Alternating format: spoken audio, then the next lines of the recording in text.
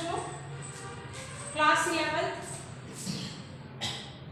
Subject है BSc और topic है हमारा सहकारी संगठन। सहकारी संगठन में हम सहकारी संगठन का अर्थ पढ़ेंगे, उसके बाद उसके गुण दोष और उसके प्रकारों के बारे में हम विस्तृत चर्चा करेंगे। सहकारी संगठन का अर्थ होता है सहकारिता। ये दो शब्दों से मिलकर बना है, सह प्लस कारिता। सह प्लस कारिता दो शब्दों से मिलकर या दो शब्दों के योग से मिला है। सह का मतलब होता है यहाँ पर मिलकर और कारिता का मतलब होता है कार्य से। यानी सहकारिता का अर्थ क्या हो गया? मिलकर कार्य करने को हम क्या कहते हैं? सहकारिता कहते हैं। सहकारिता का जो मूल मंत्र है वह क्या है? प्रत्येक सबके लिए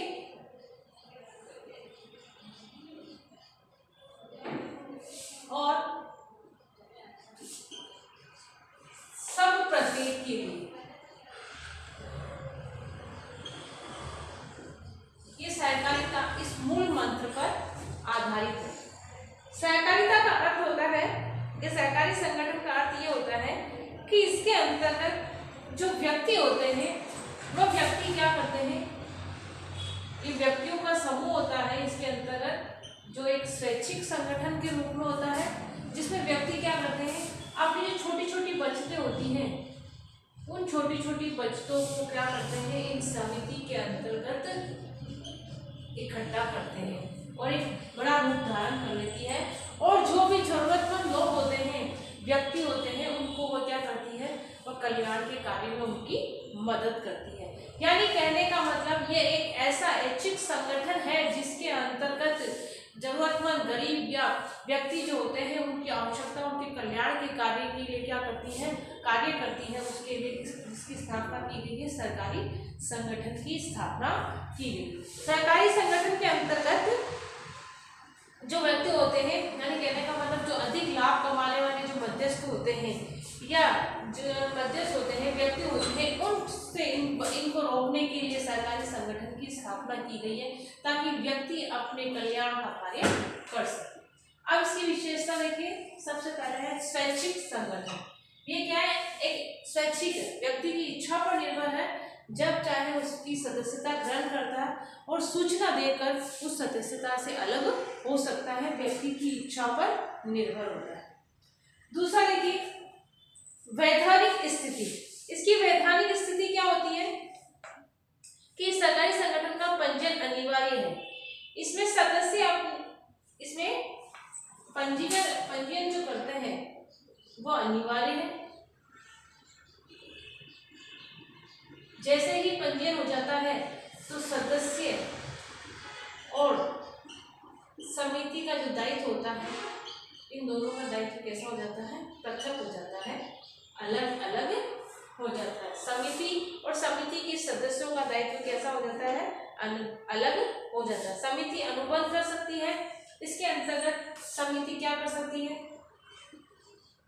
अनुबंध कर सकती है, परिसंपत्तियों को खरीद सकती है, किसी पर भी मुकदमा कर सकती है और इस पर भी कोई भी क्या कर सकता है? वाद प्रस्तुत कर सकता है। इसलिए इसकी वैधानिक स्थिति कैसी होती है? इस प्रकार। यानी इसका पंजीयन अनिवार्य होता है। जैसे ही पंजीयन हो जाता है, सदस्यों और समिति का अस्तित्व कैसा हो जाता है? अलग हो जाता है। यानी जो समिति होती है वह अनुबंध कर सकती है, समझौता कर सकती है, परिसंपत्तियां खरीद सकती है, मुकदमा कर सकते हैं, अन्य भी इसके ऊपर क्या कर सकते हैं? मुकदमा कर सकते हैं। तीसरा पॉइंट देखिए, सीमित दायित्व। यानी इसमें जो सदस्य होते हैं उनका दायित्व कैसा होता है? सीमित होता है। उनकी लगाई गई पूंजी तक। कहां तक दायित्व सीमित होता है? जितने उन्होंने पूंजी लगाई उतनी, या जितनी उन्होंने गारंटी दी है वहां तक उनका दायित्व कैसा होता है, सीमित होता है, उतना ही वो कर सकते हैं, भुगतान कर सकते हैं। अगला देखिए चौथा है नियंत्रण। सहकारी समितियां जो होती है उसका निर्णय लेने की शक्ति निर्वाचित प्रबंध कमेटी के हाथों में होती है। जो निर्वाचित कमेटी होती है वे निर्वाचित कर लिया गया कि ये लोग ही क्या करेंगे, समिति प्रबंध समिति है वही क्या करती है, इसका नियंत्रण करती है। प्रत्येक व्यक्ति को एक वोट देने का इसमें क्या होता है, अधिकार होता है। उन्हें प्रबंध समिति के सदस्यों को चुनने का अवसर मिलता है। वह व्यक्ति क्या कर, यहाँ पे जो प्रबंध समिति वो प्रजातांत्रिक होती है, प्रजातांत्रिक प्रबंध व्यवस्था होती है। एक बार पुनः नियंत्रण निर्वाचित प्रबंध समिति द्वारा किया जाता है। प्रत्येक व्यक्ति को एक वोट देने का अधिकार होता है। वही व्यक्ति प्रबंध समितियों का क्या करती है, चुनाव करने में भाग लेती है। और या प्रबंध व्यवस्था होती है वो कैसी होती है, प्रजातांत्रिक प्रबंध व्यवस्था। अगला देखिए सेवा भावना। सहकारी संगठन जो होता है उसका मुख्य उद्देश्य ही क्या है, पारस्परिक सहायता एवं कल्याण के मूल्यों पर जोर देना। इसीलिए इसके कार्यों में क्या रहती है, सेवा भावना। यानी इसका उद्देश्य है जरूरतमंद व कल्याणकारी कार्यों में परस्पर सहायता करना। इसीलिए इसका मुख्य उद्देश्य क्या रहता है, सेवा भावना रहता है। तो यह है इसकी विशेषता। आगे देखिए इसका हम गुण पढ़ेंगे। गुण में सबसे पहला है वोट देने की समानता। चाहे कितनी ही पूंजी क्यों ना लगा दे, कितनी ही पूंजी क्यों ना खरीद ले, लेकिन प्रत्येक व्यक्ति को एक वोट देने का अधिकार है।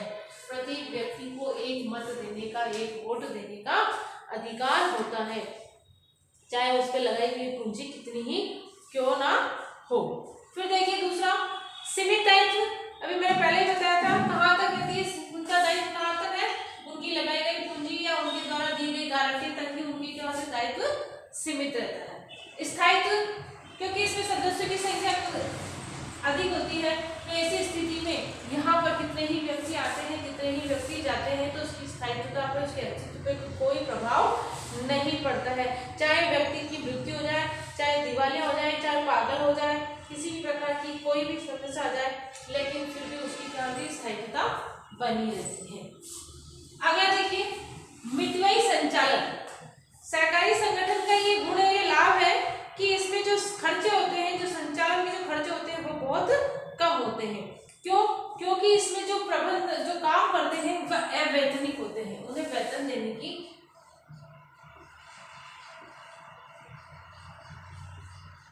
वह अपनी इच्छा से क्या करते हैं, इन कल्याणकारी कार्यों में व्यस्त रहते हैं। तो ऐसी स्थिति में जो खर्चे होते हैं वह खर्चे कहते होते हैं कम होते हैं। यानी इनके संचालन में जो खर्चा आता है वो खर्चा कैसा होता है, कम आता है।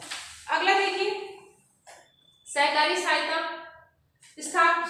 सरल स्थापना। इसकी स्थापना सरल क्यों है, क्योंकि कम से कम 10 व्यक्ति मिलकर ही इसको प्रारंभ कर सकते हैं। स्थापना कम से कम 10 व्यक्ति मिलकर क्या कर सकते हैं, इसको प्रारंभ कर सकते हैं। इसकी जो पंजीकरण की जो प्रक्रिया है वह प्रक्रिया भी कैसी होती है, सरल होती है। किसी प्रकार की ज्यादा औपचारिकताओं को पूरा नहीं करना पड़ता है।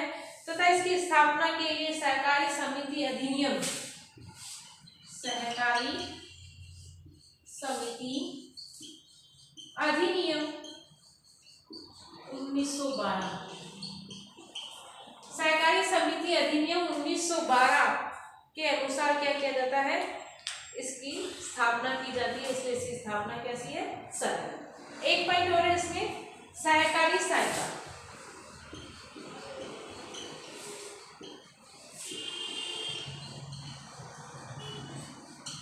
ये सरकारी सहायता यानी ये सरकार के द्वारा, सरकारी लिखा हुआ है सहकारी धन सरकार के द्वारा चलाई जाती है। सरकार क्या करती है, इनको ऋण प्रदान करती है, आसान किस्तों पर छूट देती है।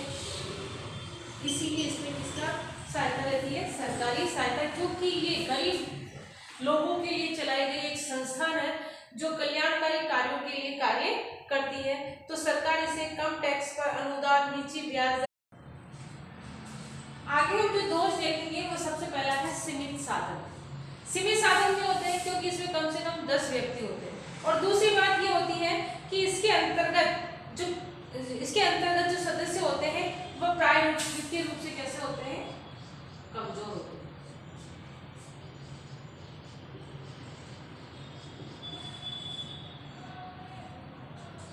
वित्तीय रूप से कैसे होते हैं, कमजोर होते हैं।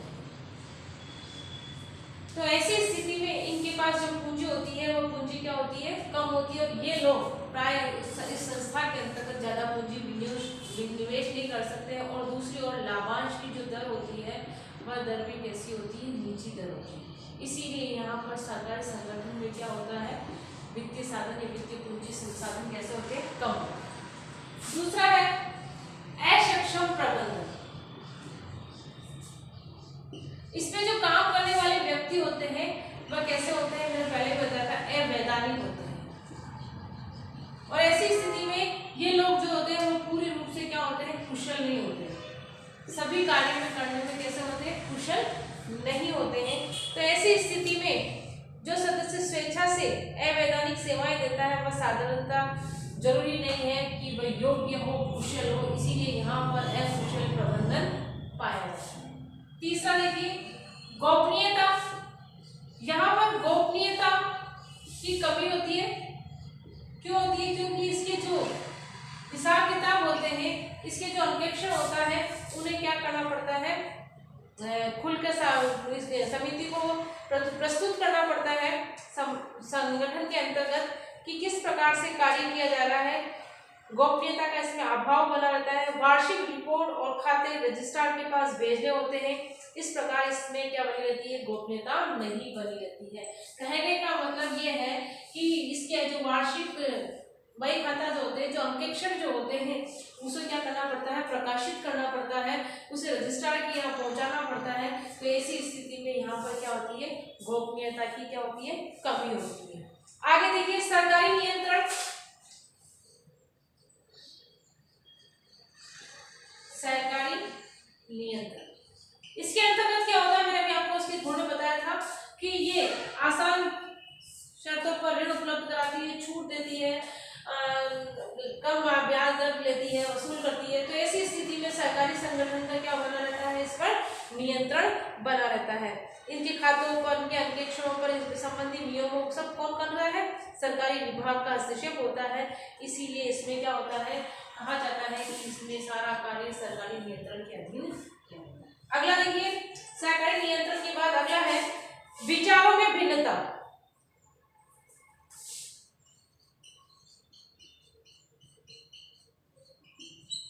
विचारों में भिन्नता होती है। विचारों में भिन्नता कैसे होती है, क्योंकि इसके अंतर्गत क्या होता है, प्राय देखा जाता है कि जिस जोश के साथ समितियां स्थापित की जाती है, कुछ समय बाद उसमें क्या हो जाता है, ढीलापन आ जाता है, जिसके कारण कुछ सदस्यों के मत में तो क्या होता है, स्वार्थ की भावना स्पष्ट हो जाती है। कुछ व्यक्ति ऐसे होते हैं जिनके परस्पर विचार के कारण आंतरिक कलह उत्पन्न हो जाता है, निर्णय लेने में कठिनाई आती है। तो ऐसी स्थिति में कहा जाता है कि व्यक्ति किसकी ओर प्राथमिकता देने लग जाता है, अपने स्वार्थ या व्यक्तिगत हितों में प्राथमिकता देने लग जाता है। तो ऐसी स्थिति में यहाँ पर विचारों में क्या पाई जाती है, भिन्नता पाई जाती है। तो एक बार पुनः दोष देखिए, सीमित संसाधन, क्योंकि वित्तीय रूप से कमजोर होते हैं, इनके लाभांश की दर इतनी होती है, प्रत्येक व्यक्ति को एक वोट देने का अधिकार होता है, इसलिए पूंजी कैसी होती है, सीमित होती है।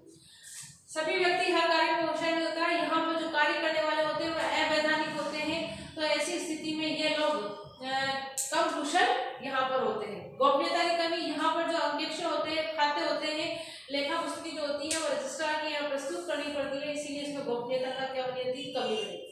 सरकारी नियंत्रण, क्योंकि सरकार आसान किस्तों पर ऋण उपलब्ध कराती है, कम ब्याज दर प्रदान करती है, छूट प्रदान करती है, इसलिए सारे विभाग, इसमें सरकारी कर्मचारियों के विभागों का क्या बना रहता है, हस्तक्षेप बना रहता है। विचारों में भिन्नता, क्योंकि वैधानिक होते हैं, वैधानिक सेवाएं प्रदान करते हैं। तो ऐसी स्थिति में कुछ व्यक्ति तो स्वार्थ के हित में लग जाते हैं, जिस जोश के आधार पर सरकारी संगठन का निर्माण किया जाता है, बाद में वो ढीला पड़ जाता है और स्वार्थ के हित के कार्य में लग जाता है और लड़ाई झगड़े दंगे फसाद होने लग जाते हैं। इसलिए कहा जाता है कि इसमें विचारों में भिन्नता पाई जाती है। तो यह है आपका सहकारी संगठन के अर्थ, गुण, दोष और विशेषताएं सब है। ये आपको अपनी CW कॉपी में कंप्लीट करना है। धन्यवाद।